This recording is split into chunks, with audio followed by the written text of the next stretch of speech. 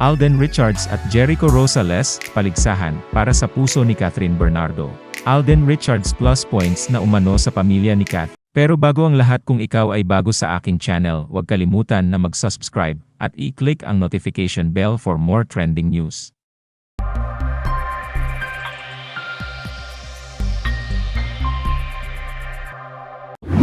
Naging mainit ang usap-usapan ngayon sa bagong yugto ng love life ni Catherine Bernardo matapos ang failed relationship niya sa kanyang dating on-screen at real-life partner na si Daniel Padilla. Sa latest episode ng showbiz program ng entertainment columnist at talent manager na si Ogie Diaz, ibinunyag niya na meron ng nanliligaw kay Catherine Bernardo at hindi lang ito isa, at bukod dyan ibinahagi din ng source ng talent manager vlogger na si Ogie Diaz na mas gusto ng pamilya ng Asia superstar na si Catherine Bernardo ang Asia's multimedia star na si Alden Richards bilang kanyang suitor kaysa sa A-list actor na si Jericho Rosales. Ang mga chismis na nag-uugnay kay Catherine at Jericho ay unang lumabas nang makita silang magkasama sa kanilang late-night jogging. Sa huli ay nalaman na hindi sila nag-iisa dahil kasama nila ang kaibigan ni Catherine na si John Manalo noon.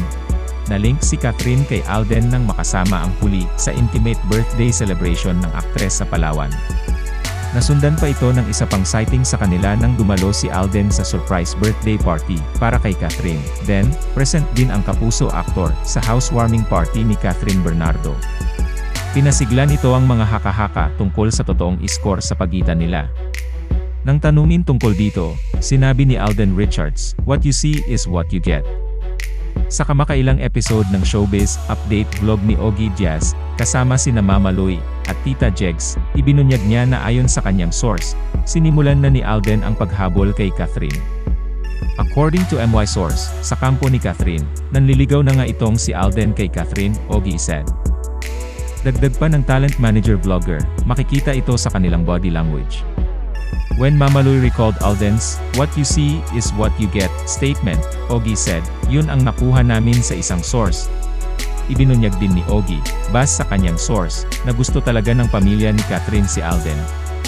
Pagkatapos, ibinahagi niya ang magagandang ugali ng kapuso aktor na gusto ng pamilya ni Catherine tulad ng pagiging responsible at financially stable, at naaliw and family ni Catherine kay Alden, Ogie shared, adding that it is because the traits that they want a guy to have can be seen in Alden. Kinumpirma rin ni Ogie na base sa kanyang source, nililigawan din ni Jericho Rosales si Catherine Bernardo, pero mas gusto ng pamilya ng aktres si Alden Richards.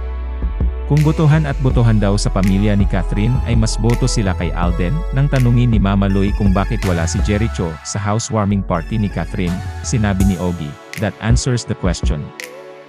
Sino ang mas bet nyo na makatuluyan ni Catherine Bernardo? Team Kat din ba kayo o Team Kathingko?